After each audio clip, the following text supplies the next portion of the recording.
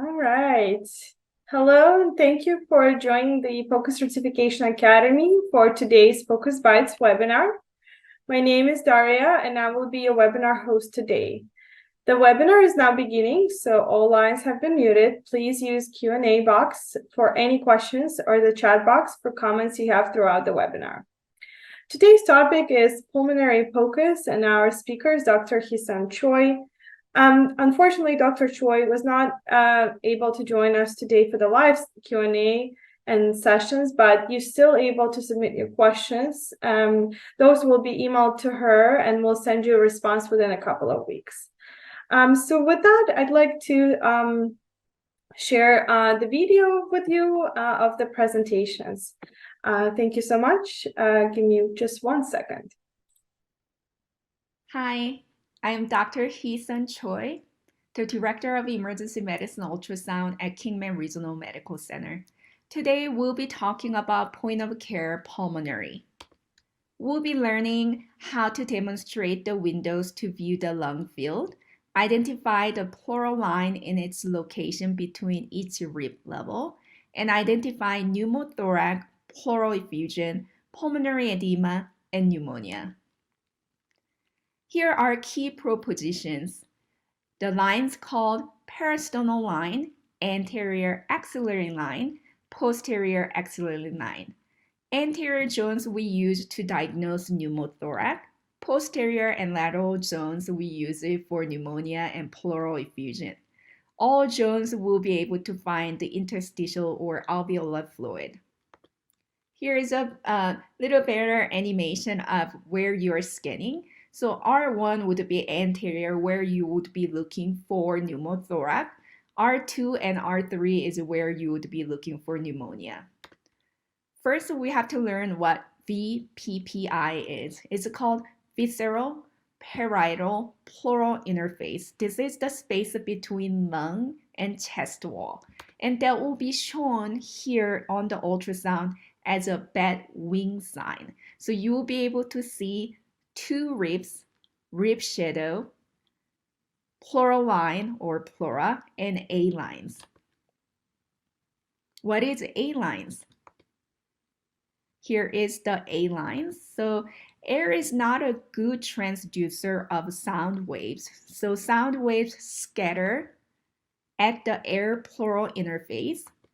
Some waves reverberate in the interface, then back to the probe, creating equidistant, parallel, bright white arcs called A lines.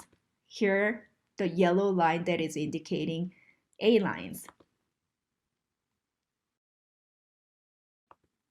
And we also have something called B line. It is a hyperechoic vertical comet-tail artifacts that erase A lines.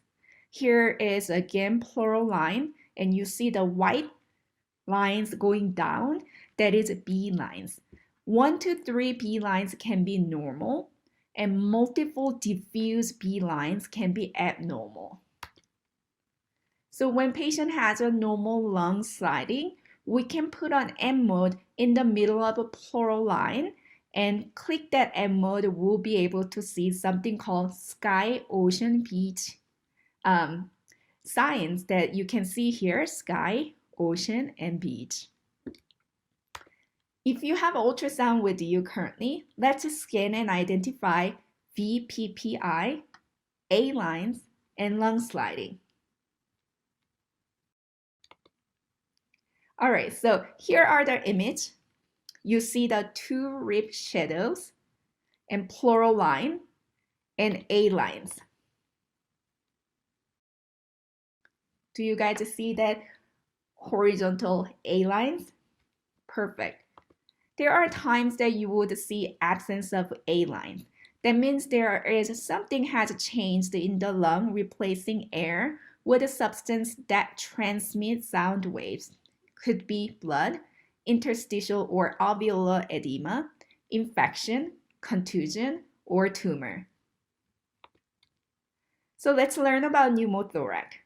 How sensitive and specific ultrasound is. Its sensitivity is about 90.9 and specificity of 98.2. We'll be using high frequency linear probe, and you're gonna put the probe in mid-clavicular line in anterior and going down. You can also find the most highest level in your chest when the patient is laying down because that's where the air is going to be trapped. So multiple intercostal spaces, you're gonna put the probe sagittal orientation, and you're gonna wait for the 4 to 5 respiratory cycles. So here is a pleural interface and your linear probe in a sagittal position. This is how normal lung is sliding, and the red line on the side will be seen as a pleural line on your ultrasound. So air in the lung impairs transmission of the sound. Pleural interface is visible. Visualize the visceral and parietal pleura sliding on each other. With a pneumothorax, lung falls away from chest wall, just like seen right here.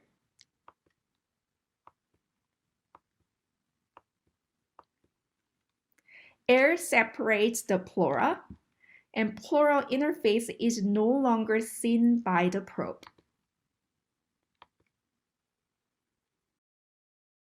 So pneumothorax technique, identify ribs and posterior shadowing. So you have to find the two rib shadowing, and lung sliding, you have to find the pleural line, and that white line is sliding. And comet tail artifact, you need to find the B lines that going down like this, just like on the video right here. So rib shadows, and lung sliding. So pneumothorax equals lack of lung sliding. So identify ribs and posterior shadowing. Here's a rib, posterior shadowing, absence lung sliding, and there is no comet tail artifact. When you put an M mode in a between pleural line, you will see the barcode sign. It looks like barcode, so we call it that way, and it looks like on a slide that you can see. If you have an ultrasound currently, please scan yourself and identify lung sliding, M mode to demonstrate sky, ocean, beach, and M mode to demonstrate barcode sign. Let's see if you can tell which one is pneumothorax and which one is normal lung. Can you tell? That's right. On your left, there is no lung sliding, therefore pneumothorax. On your right, there is a B lines and lung sliding, therefore this is normal lung. How about this one? Again, on your left, you do not see the pleural line moving back and forth, whereas on your right, you see the pleural line moving. So on the left, pneumothorax, on the right, normal lung. How about this one? On the left, you see the pleural line moving. On the right, there is no movement. Therefore, right one is pneumothorax. How about this one? Left one has pleural line moving. Right one has no movement. Therefore, right one is pneumothorax. What about this one? Half of lung is sliding, half of the pleural line is sliding, half of the pleural line is not moving. What's going on here? That is called lung point. What is lung point? That is a transition zone that is showing between pneumothorax and normal lung. That's the transition point where the pneumothorax starts. All right, let's look at this one. Do you guys see the yellow arrow? So that's where the transition point, where we call lung point is. That pneumothorax starts from right there. Again, you can see the lung sliding and no lung sliding with lung points. So there are times that you might not see lung sliding, and it's not necessarily always pneumothorax. And sometimes you will not see the lung sliding when there are effusions, consolidation with pleural adhesion, chest tube, advanced COPD with blebs, or tumor and masses. So let's learn about pleural effusion now. Ultrasound is more accurate than chest x-ray for pleural effusion. So chest x-ray won't find them until there is a 300 milliliter of fluid. Ultrasound detects as little as 50 milliliter and is more specific as to the nature of the collection. How awesome is that? So here is some studies. Ultrasound has 94% sensitivity and 98% specificity. That's great. So here is how pleural effusion will look like on your ultrasound. As you can see, this is curved linear, not just a linear ultrasound, and the probe is placed in a lateral and posterior zone. You're gonna use a coronal view above diaphragm, orientation marker towards the patient's head. And here is just to help you with understanding the anatomy, thoracoabdominal anatomy, where the fluid is likely to collect when the patient is laying down. And here is the ultrasound that how we are sending the sound waves and how you should be scanning. Also, there is some artifact called mirror image. So sound cleanses off diaphragm, returning to the probe with a longer time of flight. So machine misinterpret this as more liver tissue further afield. So when you have a liver and diaphragm, you will see the mirror image of the liver. Here you can see the liver and there is a diaphragm. And this is the mirror image of the liver right here. So let's look at this. What's wrong with this? Do you guys see the free fluid right here and right here?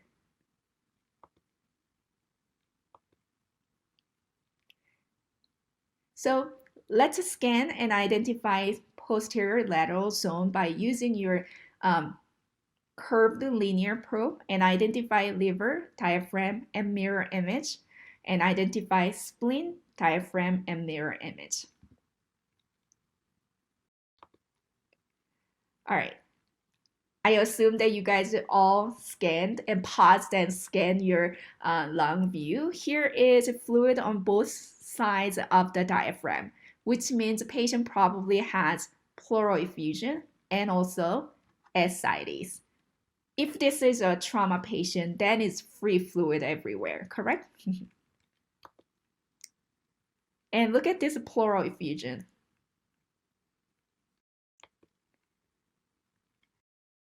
Have you guys noticed some differences on the pleural effusion? We can use ultrasound and tell the differences of the fluid. So transdative effusion looks more clear. The fluid looks more black. Exudative effusion looks more granulation or a little more gray because it has more texture. Can you guys see the differences?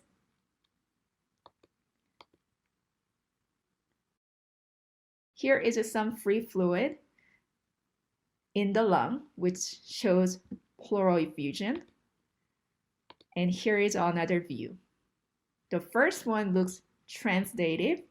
This one looks exudative because there is more granulation and texture. Here is loculated effusion. Pretty scary, right? So you might have a patient who's not a trauma, and you put a probe, linear probe on the chest and don't see any lung sliding, but their oxygen saturation is normal, they have no trauma, then don't just jump into pneumothorax. Make sure that you scan the lung, other field, and make sure that patients do not have a mass or loculated effusion, just like that. And here is something called spine sign with a pleural effusion. That means here, the fluid is making your spine shadow more clearly.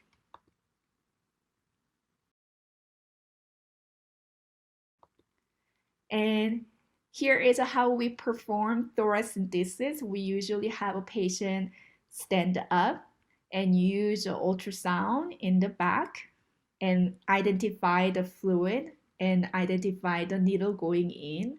And that's how you perform the ultrasound guided thoracentesis. Okay. Let's talk about pulmonary edema. So pulmonary edema, we diagnose with ultrasound with more than 3 B lines. The sensitivity is 94.1 and specificity is 92.4. Here is a great research paper and very great podcast. Here is some barcode. You can take a picture, which will lead to the lung and cardiac ultrasound protocol for acute heart failure. It's a great podcast. I have no correlation and I have no financial relation with this podcast. All right, so let's see the ultrasound and chest x-ray correlation. On the chest x-ray, we call it curly B lines, the curly B lines, and ultrasound, we also call it B lines, going down this way. All right, if you have an ultrasound with you, let's scan and identify anterior zone and identify B lines and A lines. So here is a B line seen when fluid replaces air. So that could be pulmonary edema. That could be a patient with end-stage renal disease on hemodialysis, missed dialysis can have multiple B lines. Could be patient who has a congestive heart failure having multiple B lines. Could be patient who has a trauma and had a pulmonary contusion, which can show multiple B lines, more than 3. Here is also multiple B lines that you can see. And again, left side shows B lines and right side shows normal A lines. Is this normal or abnormal? Abnormal, multiple B lines, more than 3, correct? All right, let's now talk about pneumonia plus COVID-19 pneumonia. We use ultrasound to diagnose the COVID-19 before the COVID test was available to everyone. All right, so first physical exam finding for pneumonia, we have a patient with a tachycardia, fever, rales. That is about between 4 to 30% sensitivity with just physical exam. If you add X-ray for pneumonia, then that is about 46 to 77%. And chest X-ray miss rate for pneumonia is about 35%. Ultrasound, it's about 81 to 100% sensitivity, which is amazing. And here is a studies and here is a podcast that you can listen to. So what position and what ultrasound probe should we be using? Yes, we would be using cardiac probe. And we're going to use a patient sitting up and using posterior or lateral to diagnose pneumonia. So what are the pneumonia findings on ultrasound? So lung tissue appears hypoechoic, wedged shaped, and poorly defined. Air bronchogram are hyperechoic with the consolidation, parenchyma, and enlarged with respiration. So every time you breathe, you can see the consolidation getting a little bigger. And hepatization, meaning that the lung looks like a liver, and shred sign. So here is hyperechoic consolidation with numerous small hypoechoic consolidation with numerous small hyperechoic structure and blurred margin. Here, if you look closely, this looks like a liver, so hepatization, and here is very bright white lines that you can see. That is actually called lung worms. It's dynamic air bronchogram. So it's an air stuck within bronchi, which is obstructed. And this is very specific for pneumonia. Do you guys see this white line coming in and out? It's called lung worms and dynamic air bronchogram. As you can see here as well,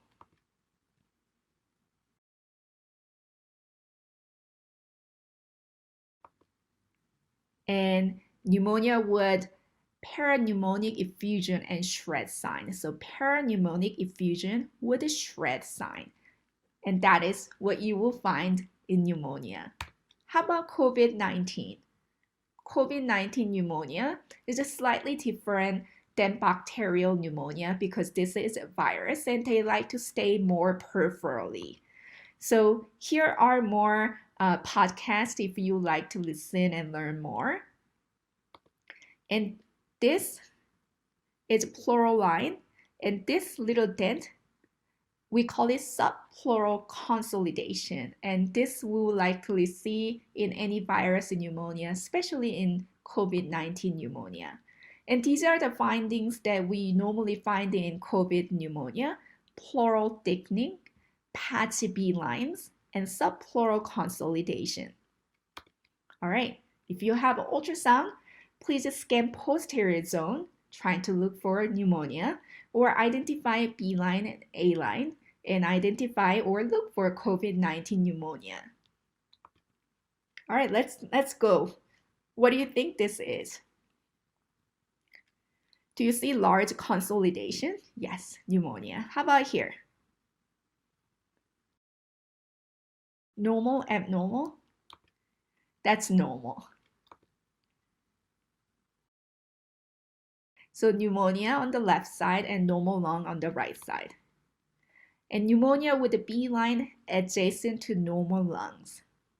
So you can have pneumonia on some part of the lung, but other part that is not affected might not look like a pneumonia. So make sure that you scan all field in the lungs. And hepatization, meaning lung looking like a liver. And here is your lung, and that looks just like a liver. And let's see, what is this? This is called subpleural consolidation, normally found in peripheral viral pneumonia. Little dent here. What about here? See, yes, you see the consolidation, more likely bacterial pneumonia. Again, subpleural consolidation, likely virus pneumonia. What about here? Yes, pleural effusion. All right, if you have any, that's it. If you have any question, you can send me an email. The best way to learn point of care ultrasound is to scan multiple patients and recognizing normal versus abnormal. So please keep scanning. And if you have a question, feel free to email me. And here is my references. And thanks to Dr. John Christian Fox from UC Irvine. Thank you.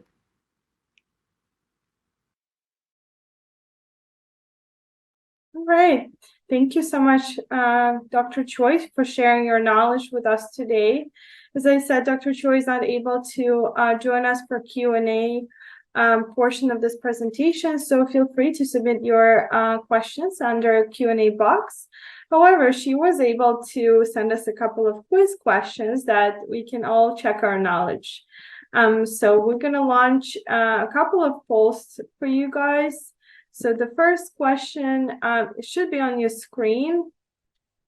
Let's try to answer those 3 quiz questions from Dr. Choi and to see if you can test your knowledge from this presentation. All right, I see a couple of results already coming in. So we are at about 30% of people who are here participating in this question. So I'll give another maybe 20 seconds for everyone to respond. Right. We're at 60%.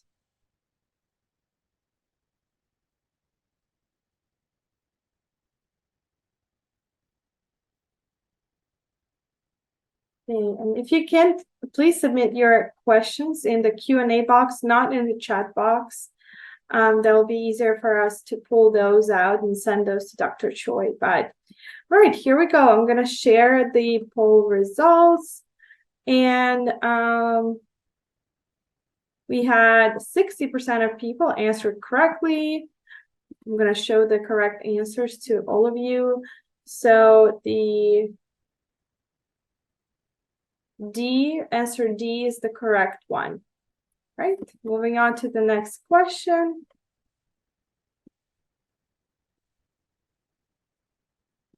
Which of the following characteristics represent normal lung findings? You can select all that apply.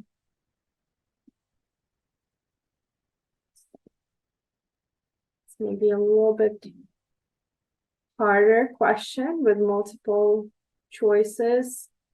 So take your time, read through them all, and pick the best that you think.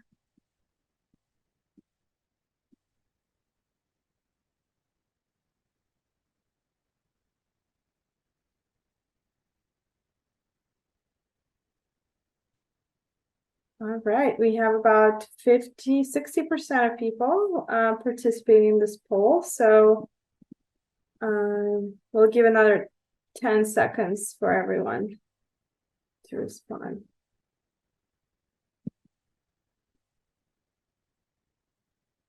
All right, let's see the results. All right, the correct answer is A lines, lung sliding, and seashore sign. I think majority of you got that answered, which is great. Thank you. And we're going to have one more question for you. Right. Which of the following conditions has a high specificity for pneumothorax?